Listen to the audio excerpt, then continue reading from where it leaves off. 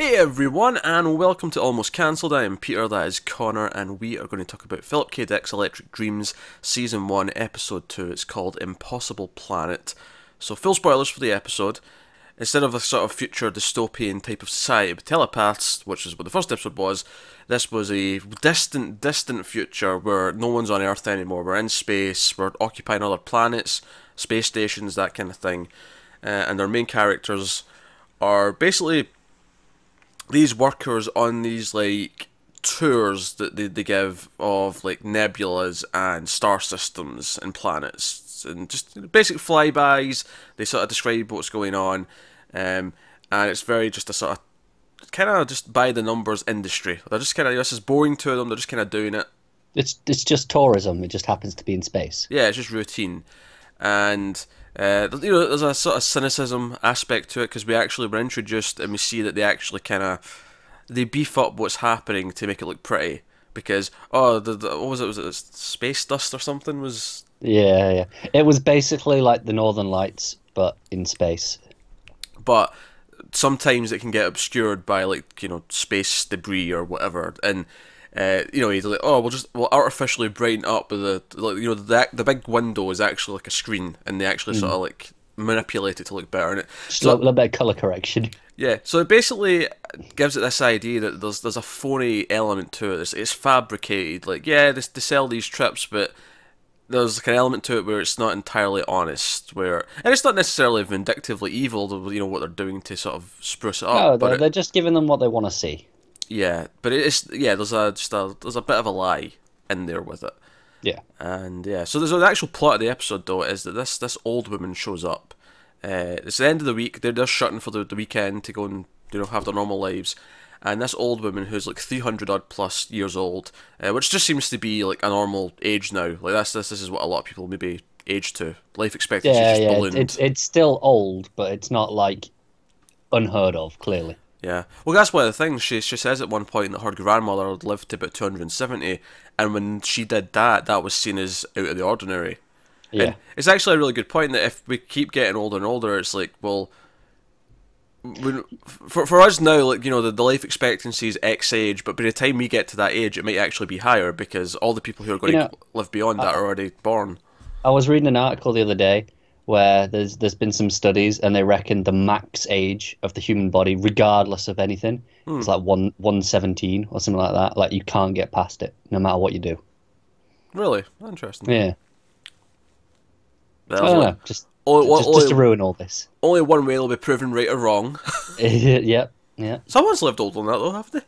There was that guy I can't remember what country it was now, but because he was so he claimed to be so old, it was from before they'd actually officially been taking records. So it's like pinch of salt and all that. Yeah. I don't know. Maybe they're right. I mean, maybe we'll keep stretching it a bit longer because maybe the reason why, like maybe right now they can scientifically test people and be like, oh no, no matter what, the body will never go beyond that point. But yeah, who's to say that someone born in 50 years, their genetics aren't just. Oh, of course. I just thought it was relevant, and it was an interesting article that I read. So 117 is the absolute pinnacle of what we can get to right now. So yeah, good luck, everyone. But let's be honest, Philip K. Dick wrote this story, or the story it's based on, probably long before these studies were taking place. And well, that is a fair point. To be fair, there was a time when average life expectancy was like 40, and we're way beyond that now. Yeah, it's almost doubled in most parts of the world. So, but anyway, so she's this old person, and she's going to pay them hard cash in bits. That's the currency. This is bits, and she's going to pay them hard cash to take her to Earth. And the young character, what's his name, Brian, he's like, well, Earth doesn't exist anymore because we see like on the screen briefly, there was a solar flare in like 2000. Or I was like 24 something like that, and I was like 2452 or something like that. There was a solar flare, but it had already been evacuated because they knew it was dying, and it's empty. It's just not there anymore. So it's not even that it's empty. Actually, I shouldn't say that. It's just it doesn't exist. It was eviscerated. Yeah, it doesn't exist anymore. But Benedict Wong's like, oh wait, she's going to pay us 2 million each. Oh no, we can do this. And he goes and looks for a planet that's similar enough to Earth, but it goes back into this whole idea it's the lie, it's just what she wants. It's like, Yeah. because he's like, oh, this is close to Earth. It's like, it's grey. It's a blue grey. It was cracking me up. Yeah, it's good. Benedict Wong's actually quite good in this. He plays the sort of the more cynical guy who just kind of hates. You know, he's sitting watching this weird artistic porn. Yeah. In his office. To be fair, Benedict Wong's great in pretty much everything. You know, so because this woman's got a robot with her who's like this other character, and when the robot knocks on the door, he just keeps telling me to piss off. Like, go away or shut. Can't read a sign, you morons. Like that's just kind of his attitude. Brian doesn't want to do it, but we find out that he just got passed up for a promotion. His girlfriend's pissed that they're still living here when they're meant to be moving to the main like sort of capital. Yeah, the capital planet, whatever that is. And this is like motivation for him to also go along with this, even though he doesn't want to lie. But yeah, so I did on the moving bit. I like the touch that it seems the planets are owned by the corporations. Yeah, it's a very common sci-fi theme. You know, the ballooning of corporations. But here, because this was Prima, you know, like 73 or something, and then but they want to get to Central, which is obviously, but that was the company that they were working for.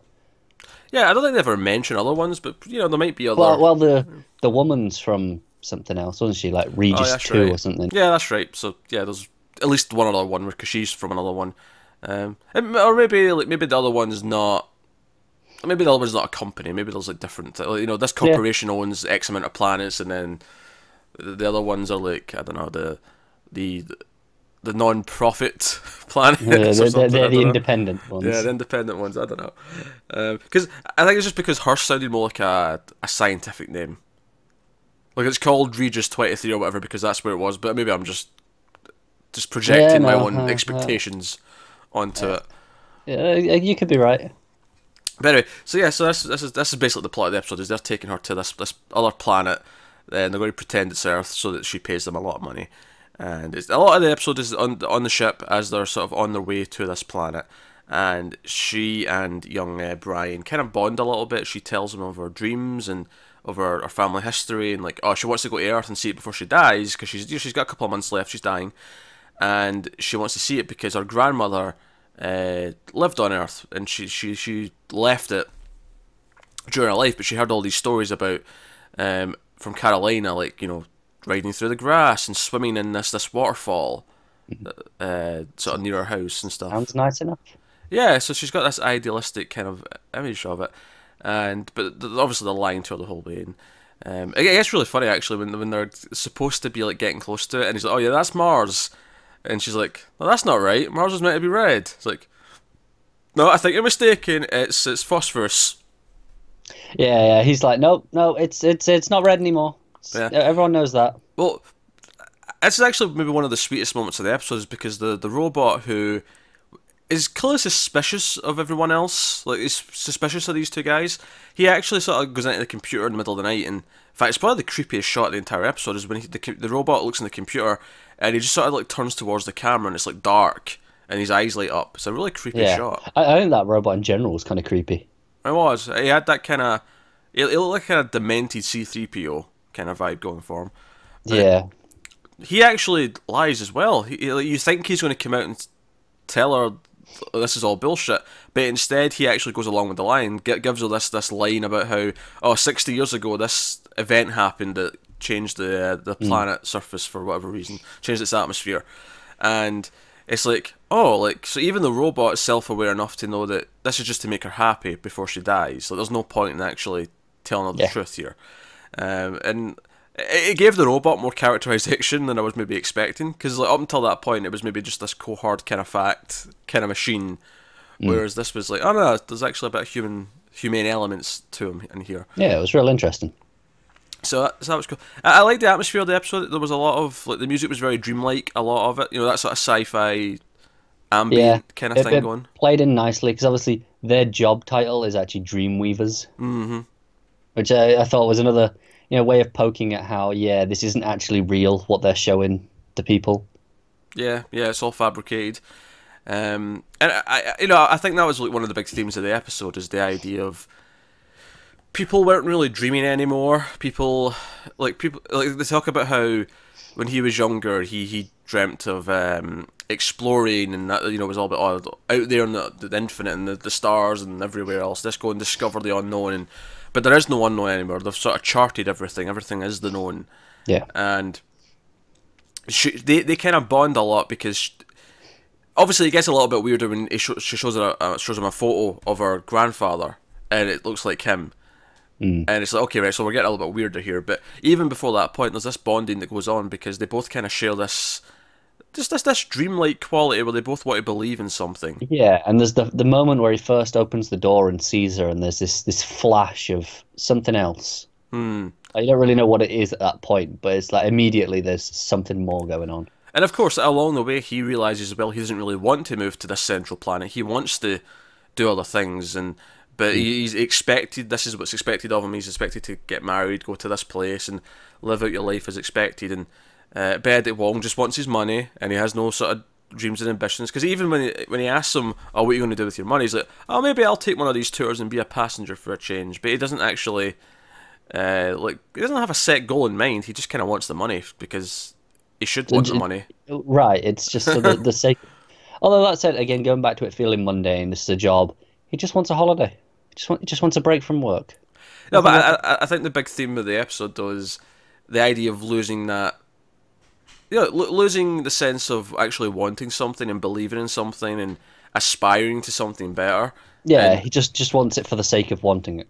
And everyone's just kind of accepted this is the way things are and this is the way life is and there's nothing we can do about it. But she's a dreamer and Brian's a dreamer and that ultimately is what sort of strives him to keep going here.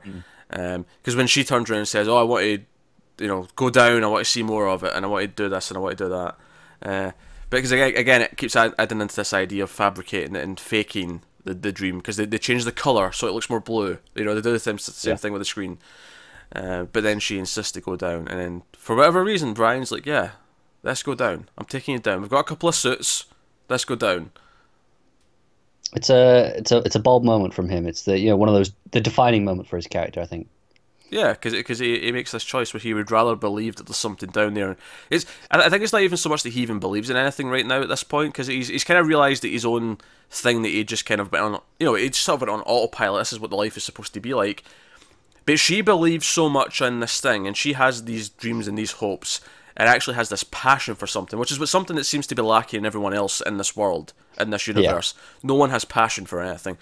He sees it in her, and because of that, he wants to help her achieve hers because it's real. It feels real. Yeah. So it drives him to do it. And they go down, and it's a very kind of like almost alien-esque where they're in the suits and they're travelling through the thick smog and they can't really see anything. And the robot's back with the ship Benedict Wong, and it's kind of funny actually. Just the ending, it just kind of leaves them on the ship, and we don't really know. No, we don't, do we? I mean, arguably, we don't really know where any of it goes because I think we can debate as to how real this final sequence is. Yeah. But the final sequence is that throughout the episode, he's been having these quick sort of dream flashes, and it becomes clear as it's going on that he's dreaming flashes of what she's dreaming about. Because she even says that to him, like, "Oh, I've been having these dreams, and I think you have too." And it's like even the bike he's riding in the dream is like a Dreamweaver bike. Yeah, I thought that was a good touch. Yeah. And he's wearing these, old timey clothes, and this woman, the grandmother of her, or younger version of her, whatever way you want to look at it, is like riding in the back of the bike, and they get to this spring, and it turns into like broad daylight. It turns into like modern day Earth, and she's like, "Come on, let's go!" And she's all young and she's smiling. Let's go and swim. And she takes off her clothes and jumps in the lake, and he like begins to take off his space suit because he starts to believe it and it feels real. And the music here is fantastic, by the way. I think it really sets this dreamlike atmosphere of like, oh, this is actually tranquility, and he's found something that's real, something to aspire to. And we end with both of them in the water, kind of ready to kiss. Yeah, and you get a look up at the sky, and it's it's clear and blue. Yeah. So I think this is an episode that you can't take super literal, because I don't think it's supposed to be. It's not like they go down to this planet and it literally just turns into Earth for them. And I mean, unless you want to go with the. I mean, there's a moment that I considered it. Like I was like, okay, so when the android goes in and sees where they're headed, he takes it off autopilot. There was a moment where I was like, did he change where it went to? I thought he might do that as well. I thought he might actually. No, let's go to the actual Earth. Let's see what that's like. Yeah, yeah, that's why he was letting them go out. He and he was like, okay, I know we're here, but Benedict Wong doesn't. They don't need to know But they were that. looking at readings and stuff. It was still quite clearly to them. Because Yeah, I thought he would change the course. They would discover he changed the course, be pissed about it, and then when they got there would be a planet, and like, wait a minute, that shouldn't be there. Earth is gone, and yeah, that's why yeah. it's called the Impossible Planet. I thought that's where it was going. Right, but it was things like even when he was coming out with how the Mars bit, and he's like, no, there was this thing 60 years ago. I was like, was that real? And these two guys just didn't know about that because why would they? And Venus with a ring as well. Venus got a ring. Yeah, yeah. That was And the other thing. there was another one as well, but I can't remember what it was. I think one of them got destroyed or something. Like there was a planet missing. Yeah, maybe that. But like, I was like, was this real? Does he actually just know this information that our characters don't because they never looked into this solar system because no one wants to go there? Yeah, but I think it's given the way it ends and the way it transforms into this. Yeah. I mean, you could look at it very literal and say, "Oh, the planet literally has this magic power where it becomes what you want it to be." Hence the Impossible Planet name. But I think it's really just all a sort of like a metaphor or just it's like this is believing in something and believing in dreams and actually aspiring to them and wanting them and not Me giving up too, your yeah. dreams. I think that's what it is. That's where I came down. But up until when the planet was still kind of this horrific thing, and up until the moment where they took off the helmets and it became this nicer place, up until that, I still thought this could be Earth. And I mean, I guess it could, so because I think it's very notable that where all that nice stuff that happens at the end is after they run out of oxygen.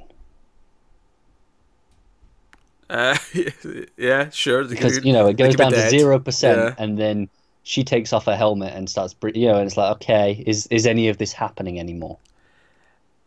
I mean, I suppose you could then sort of analyze it and say, "Oh, did they actually? Is this them going to heaven? Is this them Right. literally going to like their paradise?" I think it's that moment there where we see the oxygen meter on the ship.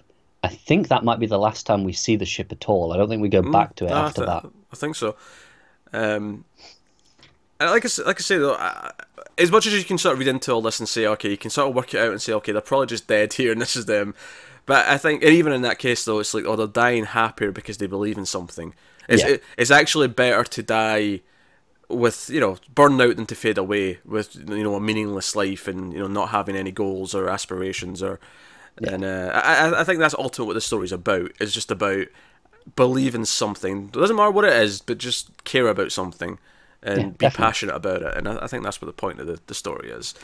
And as a beautiful ending, I like the atmosphere throughout as well. It was a very different atmosphere from the last episode. The last episode obviously was a very dystopian, shitty society, whereas this was more of a clinical future in space, but like certainly still something wrong with it. There was still like it wasn't as bad as everyone's out fighting and there's telepaths being like executed and whatnot, but it still had something that was wrong with the world. It was something that was wrong that had to be fixed, or these characters had to discover something themselves. Notably wrong with humanity, I would say. I think that might be the theme of the show overall. To be fair, I think science fiction is usually about No, that's true. humanity and society and like fixing something that's wrong with it. I will say, on the surface, I think I'd have said I preferred last week's in terms of just what it's about, the ideas, atmosphere. But I think this was a better episode overall. I think it was a better episode. I think first and foremost, last week we talked a lot about how that episode had this weird problem where it felt like a pilot for a TV show instead of just being a standalone story. Whereas this, at no point did I feel that way. No, and I think a lot of our problem last week was, there was all these subplots and side characters. There was none of that here. It was, here is the focus. We've got four characters, and then his girlfriend, I suppose. But all she did was serve the plot here as well. Like all of it was just about these characters. And we never saw it in person. It was always through the video phone. Like that was always the thing. And we were always with this group. Yeah. So no, this was much more focused. And as much as there was an atmosphere in the last episode because it did have this sort of dystopian feel to it, but I think the atmosphere here was stronger. Like right from the get go, I kind of got what the mood was. Yeah. In the episode, and it never kind of let up. It was always kind of there, and when the ending happens and it does go kind of metaphorical, and it's not like, okay, this can't actually be happening. At least I don't think it is. the episode set me up for it. I didn't feel like it was like a dramatic turn where I went, oh no, this feels wrong. Like, this is bullshit. Why are you doing this now? The episode, the way it kept going forward towards it, made it feel like it was an actual way to end the episode. It didn't feel like bullshit. And some people, it doesn't matter how much you set it up. Some people will have a problem with it, and they'll say, no, I want something that actually works as a proper ending. But this episode did feel like it was going that direction for most of it. It didn't betray its own kind of goals. So. No, I agree. I think it was a much stronger episode. It was very focused, and ultimately it felt like a complete story from like the whole way through. Yeah. So no, that's Electric Dreams episode 2. We'll try and be quicker with next week's episode, but that is episode 2. So no, let us know what you think of the episode in the comments below. Like, subscribe, all that stuff. Get us on Twitter at mild_fuzz for channel updates. If you want to support the channel, head over to patreon.com/mildfuzztv. You can do that over there, but otherwise that is us. So thank you once again for watching. Keep watching TV. Have we got any vanilla?